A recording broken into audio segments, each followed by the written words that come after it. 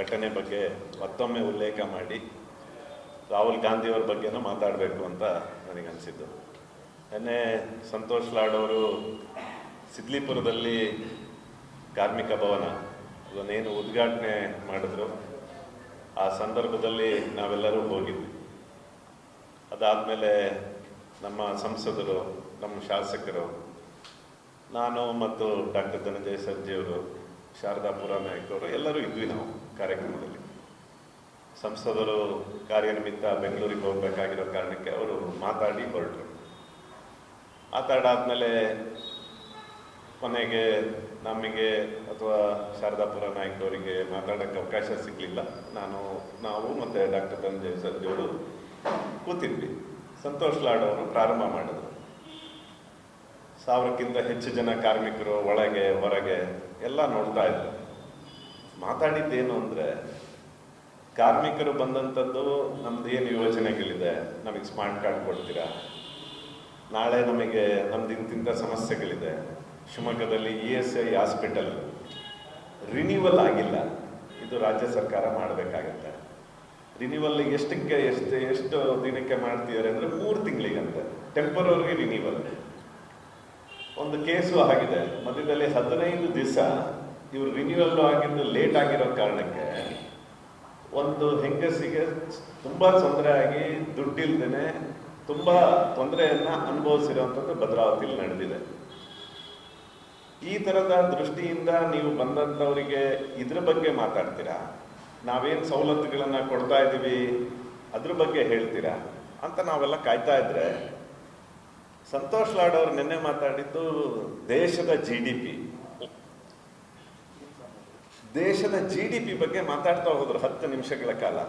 ಅದಾದಮೇಲೆ ಡಿಮಾನಿಟೈಸೇಷನ್ ಯಾವಾಗಾಗಿದ್ದು ಸಂತೋಷ್ ಲಾಡ್ ಅವರ ಡಿಮಾನಿಟೈಸೇಷನ್ ಬಗ್ಗೆ 10 ನಿಮಿಷಗಳ ಕಾಲ ಅದ್ರ ಬಗ್ಗೆ. ಇದು ಫ್ಲಾಪ್. ಒಂದ್ ಕಡೆ ಅದನ್ನ ಹೇಳ್ತಾರೆ, ಇನ್ನೊಂದು ಕಡೆ ಯಾವುದೇ ಇಂಥ ಪರಿಸ್ಥಿತಿಯಲ್ಲಿ ಯಾರೇ ಇದ್ರೂ ದೇಶ ಆರ್ಥಿಕವಾಗಿ ಮುಂದುವರಿತಿತ್ತು, ಈಗ ಮುಂದುವರಿತಾ ಇದೆ ಅಂತಾನು ಹೇಳ್ತಾರೆ. ಜೊತೆಗೆ ಟ್ರಂಪ್ ಭಾರತ ದೇಶವನ್ನ ಡೆಡ್ ಎಕಾನಮಿ ಅಂತ ಹೇಳಿದ್ರೆ ಅದಕ್ಕೆ ರಾಹುಲ್ ಗಾಂಧಿ ಹೌದು ದೇಶ ಡೆಡ್ ಎಕಾನಮಿ ಆಗಿದೆ, ಆರ್ಥಿಕತೆ ಸತ್ತೋಗಿದೆ ಅಂತ ಈ ಕಡೆ ರಾಹುಲ್ ಗಾಂಧಿ ಹೇಳ್ತಾರೆ. ಹಾಗಾಗಿ ಸಂತೋಷ್ ಲಾಡ್ ಅವರು ಮೊದಲು ಈ ಏನು ಕಾರ್ಮಿಕರ ಭವನವನ್ನ ಕಟ್ಟಿದ್ದು, ಯಾರು ಪ್ರಾರಂಭ ಮಾಡಿದ್ದು, ಯಾವ ಇಸವಿಯಲ್ಲಿ ಮಾಡಿದ್ದು, ಅದನ್ನು ಒಂದು ಸ್ವಲ್ಪ ತಿಳ್ಕೋಬೇಕಿತ್ತು ಅಂತ ನಮಗನ್ನಿಸ್ತು. 21ರಲ್ಲಿ ನಮ್ಮ ಸರ್ಕಾರ ಇದ್ದಾಗ ಶಿವರಾಮ್ ಹೆಬ್ಬಾರ್ ಅವರು ನಮ್ಮ ರಾಜ್ಯದ ಕಾರ್ಮಿಕ ಸಚಿವರಾದಾಗ ಅವ್ರು ತಗೊಂಡಂತಹ ನಿರ್ಧಾರದಿಂದ 19 ಕೋಟಿಗಳನ್ನು ಅವತ್ತು ಖರ್ಚು ಮಾಡಿ ಅದ್ಭುತವಾದಂಥ ಇವತ್ತು ಕಾರ್ಮಿಕ ಭವನ ಆಗಿದೆ. ನಾವು ಮಾಡಿದ್ದೆಲ್ಲ ಸರಿ, ನೀವು ಮಾಡಿದ್ದೆಲ್ಲ ತಪ್ಪು. ದೇಶದ ಪ್ರಧಾನಮಂತ್ರಿಗಳ ಬಗ್ಗೆ, ಆರ್ಥಿಕತೆ ಬಗ್ಗೆ ನಿರಂತರವಾಗಿ ಮಾತಾಡೋದಿದೆಯಲ್ಲ, ಇದು ಸರಿ ಇಲ್ಲ. ಸಂತೋಷ್ ಲಾಡ್ ಅವರೇ, ಭದ್ರಾವತಿಗೆ ನಾವು ಹೋಗ್ಬೇಕಿತ್ತು, ಅಲ್ಲಿಯ ಇದಕ್ಕೂ ಅವರ ಒಟ್ಟಾರೆ ಮಾತಾಡಿದ್ದ ರೀತಿ ನಮಗೂ ಭಾಳ ಬೇಸರ ಆಗಿ, ಯಾಕೆ ಇಂಥವ್ರ ಜೊತೆ ನಮಗೂ ಮಾತಾಡೋಕ್ಕೆ ಕೊಡಲ್ಲ, ಅವ್ರು ಮಾತಾಡಿದ್ದೆ ಕೊನೆಯದು. ಮಾತಾಡೋದನ್ನು ನಾವು ಅಲ್ಲಿಯ ವ್ಯವಸ್ಥೆ, ಅಲ್ಲಿಯ ಜನರ ಮಧ್ಯದಲ್ಲಿ ಸುಮ್ಮನೆ ನಾವು ಗಲಾಟೆ ಮಾಡೋದು ಬೇಡ. ಈ ಥರದ್ದು ಒಂದು ಸರ್ಕಾರದ ಕಾರ್ಯಕ್ರಮದಲ್ಲಿ ನೀವು ರಾಜಕೀಯ ಮಾತಾಡ್ತೀರಾ, ರಾಜಕಾರಣ ಮಾಡ್ತೀರಾ ಅಂದರೆ ನಾವು ಮುಂದಿನ ದಿನಗಳಲ್ಲೂ ಅದೇ ರೀತಿ ನಾವು ನಡ್ಕೊಂತೀವಿ. ಶಿವಮೊಗ್ಗದಲ್ಲಿ ಆ ರೀತಿ ಇಲ್ಲ. ಶಿವಮೊಗ್ಗದಲ್ಲಿ ಸರ್ಕಾರಿ ಕಾರ್ಯಕ್ರಮ ಇದು, ಇವ್ರದ್ದು ಯಾರ್ದು ಕಾಂಗ್ರೆಸ್ಸಿನ ಕಾರ್ಯಕ್ರಮ ಅಲ್ಲ ಅದು. ಯಾವ ಸಂದರ್ಭದಲ್ಲಿ ಅದಕ್ಕೆ ನಾವು ಇದನ್ನು ಕೊಟ್ಟಿದ್ದು, ಒಂದು ಡೆವಲಪ್ಮೆಂಟಿಗೆ ಕೊಟ್ಟಂತ ಯಾವ ಸಂದರ್ಭ, ಅದನ್ನು ಒಂದು ಸ್ವಲ್ಪ ಸಂತೋಷ್ ಲಾಡ್ ಅವರು ಅರ್ಥಕೊಂಡಿದ್ದಿದ್ರೆ ನಿನ್ನೆ ರಾಜಕಾರಣ ಭಾಷಣ 2 ಸಭೆಯಲ್ಲೂ, ಭದ್ರಾವತಿಯಲ್ಲೂ ಕೂಡ ಇದೇ ರೀತಿಯಾದಂಥ GDP ಬಗ್ಗೆ, ಇದೇ ಡಿಮಾನಿಟೈಸೇಷನ್ ಬಗ್ಗೆ, ಒಟ್ಟು ಮೋದಿಯವರ ಆರ್ಥಿಕ ನೀತಿ ಬಗ್ಗೆ ಈ ರೀತಿ ಮಾತುಗಳನ್ನು ಆಡಿದ್ರು ಅನ್ನೋವಂಥದ್ದು. ದಯಮಾಡಿ ಇದನ್ನು ಮುಂದುವರಿಸಬೇಡಿ. ಮುಂದಿನ ದಿವಸದಲ್ಲಿ ಸರ್ಕಾರದ ಕಾರ್ಯಕ್ರಮ ರೀತಿಲಿ ನಡೆಸೋಣ. ನಾವು ನಿಮ್ಮ ಜೊತೆ ಇದ್ದೀವಿ. ಯಾವುದೇ ಅಭಿವೃದ್ಧಿ ಕಾರ್ಯದಲ್ಲಿ ನಾವು ಯಾವತ್ತೂ ಏನೂ ಹೇಳಿಲ್ಲ. ಆದರೆ ಸರ್ಕಾರದ ಕಾರ್ಯಕ್ರಮದಲ್ಲಿ ರಾಜಕಾರಣ ಮಾಡಿದ್ರೆ ನಾವು 108 ಹೇಳ್ಬೋದಿತ್ತು. ಸಂಸದರು ಎಲ್ಲ ವಿಷಯಗಳನ್ನು, ಕೇಂದ್ರ ಸರ್ಕಾರ ಮತ್ತು ರಾಜ್ಯ ಸರ್ಕಾರ ಎಷ್ಟು ಕಾರ್ಮಿಕರಿಗಾಗಿ ಏನೇನು ಮಾಡಿದೆ ಅನ್ನೋದನ್ನು ಬಿಡಿಯಾಗಿ ಹೇಳಿದ್ರು, ರಾಜಕಾರಣ ಮಾಡಲಿಲ್ಲ ಅವರು. ಈಗಿನ ಕಾರ್ಮಿಕರ ಸಚಿವರ ಬಗ್ಗೆ ನಮ್ಮ ಶಾಸಕರು ಅವ್ರು ಮಾತಾಡೋಕ್ಕಿಂತ ಮುಂಚೆ ಹೇಳಿದ್ರು ಏನೇನು ಕೆಲಸ, ಏನೇನು ರೆವಲ್ಯೂಷನ್ಸನ್ನು ಆಗ್ತಾ ಇದೆ, ಇದರೊಳಗಡೆ ಪಾತ್ರ ನಿಮ್ದು ಎಷ್ಟಿದೆ ಅಂತಲೂ ಕೂಡ ಶಾಸಕರು ಹೇಳಿದ್ರು. ಸಂತೋಷ್ ಲಾಡ್ ಅವರು ಪೆಹಲ್ಗಾಮ್ ಇರ್ಬೋದು, ಹಿಂದೆ ಉತ್ತರಾಖಂಡಲ್ಲಾದಂಥ ಸಮಸ್ಯೆಗೆ ಅವರೇ ಹೋದಂಥದ್ರ ಬಗ್ಗೆ ಶ್ಲಾಘನೆಯೂ ಕೂಡ ಮಾಡಿದ್ವಿ ನಾವು. ಆದರೆ ನೀವು ರಾಜಕಾರಣ ಎಲ್ಲ ಕೊನೆಗೆ ಇನ್ಯಾರು ಮಾತಾಡೋಕ್ಕಿಲ್ಲ, ಕೊನೆಗೆ ನಾನು ಇದ್ದೀನಿ ಅಂದ್ಬಿಟ್ಟು ರಾಜಕಾರಣ ಮಾಡೋದಾದರೆ ನಾವು ಮುಂದಿನ ದಿವಸದಲ್ಲಿ ರಾಜಕಾರಣ ಮಾಡೋಕ್ಕೆ ನಾವು ಸಿದ್ಧರಿದ್ದೀವಿ. ನಮ್ಮ ಹತ್ರನೂ ಇದೆ. ಇದನ್ನು ಎಲ್ಲೆಲ್ಲಿ ಮಾತಾಡಬೇಕು ಅಲ್ಲೆಲ್ಲಿ ಮಾತಾಡಿ. ಕಾಂಗ್ರೆಸ್ ಕಚೇರಿಲಿ ಹೋಗಿ ಅಲ್ಲಿ ಮಾತಾಡಿದ್ರಿ ತೊಂದರೆ ಇಲ್ಲ, ನಾವು ಉತ್ತರ ಕೊಡ್ತೀವಿ. ಮೀಡಿಯಾದವರಿಗೆ ಹೊರಗಡೆ ಹೋಗಿ ಬೈಟ್ ಕೊಡ್ತೀರಾ, ಕೊಡಿ, ನಾವು ರೆಡಿ ಇದ್ದೀವಿ. ಆದರೆ ಸರ್ಕಾರದ ಕಾರ್ಯಕ್ರಮದಲ್ಲಿ ನಿಮ್ಮ ಈ ಧೋರಣೆ ಇದು ಸರಿ ಇರಲಿಲ್ಲ. ಎರಡನೇದು, ರಾಹುಲ್ ಗಾಂಧಿ ಅವರಿಗೆ ನಿನ್ನೆ ಚೀಮಾರಿ ಹಾಕಿದ್ದಂಥದ್ದು. ಸುಪ್ರೀಂ ಕೋರ್ಟ್ ಯಾಕೆ ಚೀಮಾರಿ ಆಯಿತು ಅಂತ, ನೀವು ಈ ದೇಶದ ಪ್ರಜೆನ ಅನ್ನುವಂಥದ್ದನ್ನು ಕ್ವಶನ್ನು ಸುಪ್ರೀಂ ಕೋರ್ಟ್ ಮಾಡಿದೆ. ಇದಕ್ಕೆ ಪೂರಕವಾಗಿ 2019ರಲ್ಲಿ ಸುಬ್ರಹ್ಮಣ್ಯನ್ ಸ್ವಾಮಿ ಅವರು ಒಂದು ಅಪೀಲ್ ಹಾಕಿದ್ರು ಇವ್ರ ಮೇಲೆ. ಏನು, ಇವರು ಈ ದೇಶದ ಪ್ರಜೆ ಅಲ್ಲ, ಅವರಿಗೆ ಬ್ರಿಟಿಷಿನ ಒಂದು ಇದಿದೆ, ಪೌರತ್ವ ಇದೆ, ಭಾರತದ್ದು ಇದೆ, ಅವರ ತಾಯಿನೂ ಕೂಡ ಇಟಲಿಯ ಪೌರತ್ವ, ಮತ್ತು ಅವರು ಈ ದೇಶದ ಇದು ಪೌರತ್ವವನ್ನು ತಗೊಂಡಿದ್ದಾರೆ, ಅವರು ಅಲ್ಲ ಅಂತ.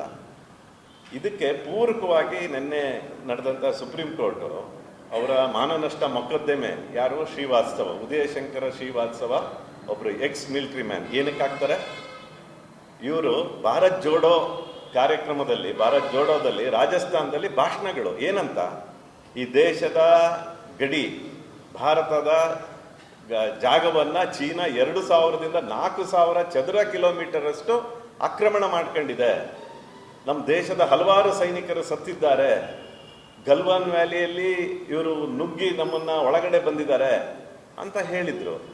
ಅದನ್ನ ಪದೇ ಪದೇ ಆ ಇಡೀ ಭಾರತ್ ಜೋಡೋ ಯಾತ್ರೆಯಲ್ಲಿ ಹೇಳಿದಾಗ ಒಬ್ಬ ಮಾಜಿ ಮಿಲಿಟರಿ ಉದಯಶಂಕರ್ ಶ್ರೀವಾತ್ಸವ್ ಒಬ್ರು ಆಗ್ತಾರೆ ಮಾನನಷ್ಟ ಮೊಕದ್ದಮೆ. ಹೌದು, ನಿಮಗೆ ವಾಕ್ ಸ್ವಾತಂತ್ರ್ಯ ಇದೆ, ಅಭಿವ್ಯಕ್ತಿ ಸ್ವಾತಂತ್ರ್ಯ ಇದೆ ಅಂದ್ಬಿಟ್ಟು ದೇಶದ ಹಿತ, ಗಡಿಯ ಭಾಗ, ಸೂಕ್ಷ್ಮ ವಿಷಯಗಳ ಬಗ್ಗೆ ಒಬ್ಬ ಅಪೋಸಿಷನ್ ಪಾರ್ಟಿ ಲೀಡರ್ ಯಾವ ರೀತಿ ಇರಬೇಕಿತ್ತು ಅನ್ನೋವಂಥದ್ದನ್ನೇ ಗೊತ್ತಾಗ್ಲಿಲ್ಲಲ್ಲ ನಿಮಗೆ, ಗೊತ್ತಾಗ್ಲಿಲ್ಲಲ್ಲ. ಇದನ್ನ ಆಗ್ಲೇ ಹೇಳಾಗಿದೆ, 38,000 ಚದರ ಕಿಲೋಮೀಟರ್ 1962ನೇ ಇಸ್ವಿಲಿ ಆಕ್ರಮಣ ಮಾಡಿದ್ದು ಬಿಟ್ರೆ ಅಲ್ಲಿಂದ ಇಲ್ಲಿ ತನಕ ಒಂದೇ ಒಂದು ಇಂಚು ಕೂಡ ಚೀನಾ ನಮ್ಮ ಗಡಿಯನ್ನ ತಗೊಳ್ಲಿಕ್ಕೆ ಆಗ್ಲಿಲ್ಲ. ಕಿರಣ್ ರಿಜಿಜು ಇತ್ತೀಚೆಗೆ ತಾನ ಕೂಡ ಹೇಳಿದ್ರು ಪಾರ್ಲಿಮೆಂಟ್ ಅಲ್ಲಿ, ನಿಮಗೆ ಏನಾರ ಮಾತಾಡೋದಿದ್ರೆ ಪಾರ್ಲಿಮೆಂಟ್ ಇದೆ, ಅಲ್ಲಿ ಮಾತಾಡಿ. ಪಾರ್ಲಿಮೆಂಟ್ ಅಲ್ಲಿ ಕೇಳಿದ್ರು ಪೆಹಲ್ಗಾಮ್ ಬಗ್ಗೆ, ಅದನ್ನು ಕೂಡ ಉತ್ತರ ಕೊಟ್ಟಾಯ್ತು. ಪದೇ ಪದೇ ಟ್ರಂಪ್ ಹೇಳಿದ್ದನ್ನೇ ನಾನು ನಂಬೋದು, ಟ್ರಂಪ್ ಹೇಳಿದ್ದೆ ನಾನು ನಂಬೋದು, ಡೆಡ್ ಎಕಾನಮಿ, ಹೌದು. ಪೆಹಲ್ಗಾಮ್ ಆಪರೇಷನ್ ಸಿಂಧೂರ ನಿಲ್ಸಿದ್ದೆ ನಾನು ಅಂತ ಟ್ರಂಪ್ ಹೇಳಿದ್ರೆ ಹೌದು, ಟ್ರಂಪ್ ಹೇಳಿದ್ದೆ ಸರಿ ಅಂತ ಹೇಳೋವಂಥದ್ದು. ಅದಕ್ಕೆ ಪ್ರಧಾನಮಂತ್ರಿಗಳು ಈಗ ಹೇಳಾಗಿದೆ, ಯಾರೇ ಒಬ್ಬರದು ಯಾವುದೇ ಸಂದೇಶ ಇಲ್ಲ, ನಾವೇ ತಗೊಂಡಂತಹ ನಿರ್ಧಾರ, ಆಪರೇಷನ್ ಸಿಂಧೂರ ಯಾಕೆ ನಿಲ್ಸಿದ್ದೀವಿ ಅಂತಲೂ ಹೇಳಾಗಿದೆ. ಆದರೂ ಕೂಡ ಇವ್ರಿಗೆ ಸಮಾಧಾನ ಇಲ್ಲ. ನಮ್ಮ ಸೈನ್ಯದ ಮೇಲೆ ಇವರಿಗೆ ಅನುಮಾನ, ಸೈನಿಕರ ಮೇಲೆ ಅನುಮಾನ, ಅವ್ರ ಬಗ್ಗೆ ಅವಮಾನ ಮಾಡುವಂಥದ್ದು. ಹಾಗಾಗಿ ನಿನ್ನೆ ಏನು ಸುಪ್ರೀಂ ಕೋರ್ಟ್ ಹೇಳಿದೆ, ಅವರಿಗೆ ಜಸ್ಟಿಸ್ 2 ಬೆಂಚಿನ ಜಸ್ಟಿಸ್ಗಳು ಏನು ಹೇಳಿದ್ದಾರೆ ಇದನ್ನ ಮುಕ್ತಿ ಮಾಡಿದ್ದು ಸರಿ ಹೋಗಲಿಲ್ಲ. ಆದ್ರೂ ಕೂಡ ಅವ್ರು ಹೇಳಿದ್ದನ್ನ ಈಗಲಾದರೂ ರಾಹುಲ್ ಗಾಂಧಿ ಅವರು ತಿಳ್ಕೋಬೇಕು. ಬೌದ್ಧಿಕತೆ ಹರಾಜು, ನಮ್ಮ ದಿವಾಳಿತನ ಆಗಿದೆ ಕಾಂಗ್ರೆಸ್ನ ಬೌದ್ಧಿಕತೆ. ಯಾರು ಇವರಿಗೆ ಹೆಲ್ಪ್ ಮಾಡ್ತಾ ಇದ್ದಾರೋ, ಹೇಳ್ಕೊಡ್ತಾ ಇದ್ದಾರೋ, ರಾಹುಲ್ ಗಾಂಧಿ ಅವರಿಗೆ ಮತ್ತೆ ನಮ್ಮ ರಾಜ್ಯದ ನಾಯಕರುಗಳಿಗೆ ಹೊರಟಿದ್ರು. ಒಂದು ಸಂವಿಧಾನದ ಇದಿರಂತಹ ಒಂದು ಎಲೆಕ್ಷನ್ ಕಮಿಷನ್ ಬಗ್ಗೆ ಇವರಿಗೆ ನಂಬಿಕೆ ಇಲ್ಲ, ಎಲೆಕ್ಷನ್ ಕಮಿಷನ್ ಬಗ್ಗೆ ನಂಬಿಕೆ ಇಲ್ಲ. ಅದ್ರ ವಿರುದ್ಧ ಹೋರಾಟ ಎಲ್ಲಿ ಕರ್ನಾಟಕದಲ್ಲಿ ಕಾಂಗ್ರೆಸ್ಗೆ ಎಷ್ಟು ಸೀಟ್ ಸಿಕ್ಕಿದೆ ಲಾಸ್ಟ್ ಟೈಮಲ್ಲಿ? 136 ಸೀಟು. ಯಾವುದು, ನಾವೇನೋ ಇಲ್ಲೇನೋ ಪ್ರಿಂಟ್ ಮಾಡಿ ಸೀಲ್ ಹಾಕಿದ್ದಲ್ಲ, ಇಲ್ಲೂ ಕೊಟ್ಟಿರೋದು EVM, ರಾಜ್ಯದಲ್ಲೂ ಕೊಟ್ಟಿದ್ದು EVM. 136 ಸೀಟ್ಗಳು ಬಂದಾಗ ಆ EVM ಸರಿ ಇದೆ. ಈಗ ಭಾರತದಲ್ಲಿ ನಡೆದಂತಹ ಇದು ಆ EVM ಸರಿ ಇಲ್ಲ. ಯಾಕೆ? ಬಿಹಾರ್ ಎಲೆಕ್ಷನ್ ಅಲ್ಲಿ ಸೋಲ್ತೀನಿ ಅನ್ನುವಂತಹ ಮನೋಭಾವಕ್ಕೆ 100% ನಾವು ಸೋಲ್ತೀವಿ ಅಂತ ಅಂದಮೇಲೆ ಈಗ EVMಗಳ ಬಗ್ಗೆ ರಾಹುಲ್ ಗಾಂಧಿ ಅವರು ಮಾತಾಡ್ತಾರೆ. ಅದು ಏನು, ಅದು ಒಂದು ಕಾನ್ಸ್ಟಿಟ್ಯೂಷನಲ್ ಬಾಡಿ, ಅದು election commission is also A constitutional body. ನಿಮಗೆ ಸಂವಿಧಾನದ ಬಗ್ಗೆನೂ ಗೌರವ ಇಲ್ಲ, ನಾವು ಅವಾಗ್ಲಿಂದನೂ ಹೇಳ್ಕೊಂತಾನೆ ಬಂದ್ವಿ, 47 ಆದಮೇಲೆ ಇವ್ರು ಎಷ್ಟು ತಿದ್ದುಪಡಿಯನ್ನ ಮಾಡಿದರೆ, ಎಮರ್ಜೆನ್ಸಿ ತಂದಂತಹ ಕಾಂಗ್ರೆಸ್ಸು ಸಂವಿಧಾನದ ಬಗ್ಗೆ ಇವ್ರಿಗೆ ಗೌರವ ಇಲ್ಲ ಅಂತ ಹೇಳ್ಕೊಂತಾನೆ ಬಂತೀವಿ. ಮತ್ತೆ ಪದೇ ಪದೇ ಪದೇ ಅದನ್ನು ಪ್ರೂವ್ ಮಾಡ್ತಾ ಇದ್ದಾರೆ ರಾಹುಲ್ ಗಾಂಧಿಯವರು. ಹಾಗಾಗಿ ರಾಹುಲ್ ಗಾಂಧಿಯವರು ಅದೇ ರೀತಿ ನಮ್ಮ ರಾಜ್ಯದ ನಾಯಕರುಗಳು ಒಂದು ಸ್ವಲ್ಪ ಅರ್ಥಕೊಂಡ್ರು, ಸುಳ್ಳನ್ನ ಪದೇ ಪದೇ ಹೇಳೋ ಅಂಥದ್ದನ್ನ ಮನೋಭಾವ ಇದೆ, ಅದನ್ನು ನಿಲ್ಲಿಸ್ಬೇಕು. ಸಂತೋಷ್ ಲಾಡ್ ಅವರು ಅವ್ರು ಮಾಡ್ತಿರೋ ಕೆಲಸಗಳ ಬಗ್ಗೆ ನಮಗೆ ಗೌರವ ಇದೆ, ಆದರೆ ನೀವು ನಡ್ಕೊಂತಾ ಇರೋಂತಹ ರೀತಿ ದೇಶದ ಪ್ರಧಾನಮಂತ್ರಿಗಳ ಬಗ್ಗೆ ಹೇಳ್ತಾ ಇರೋವಂಥದ್ದು ಖಂಡಿತವಾಗ್ಲೂ ನಿಲ್ಲಿಸಲಿ. ಸರ್ಕಾರಿ ಕಾರ್ಯಕ್ರಮಗಳ ಈ ರೀತಿಯಾದಂತಹ ಅವರ ಏನು ಯೋಚನೆ ಇದೆ ಅದನ್ನು ಮಾಡಬೇಡಿ ಅಂತ ತಮ್ಮ ಮೂಲಕ ಕೇಳಲಿಕ್ಕೆ ಇಚ್ಛೆ.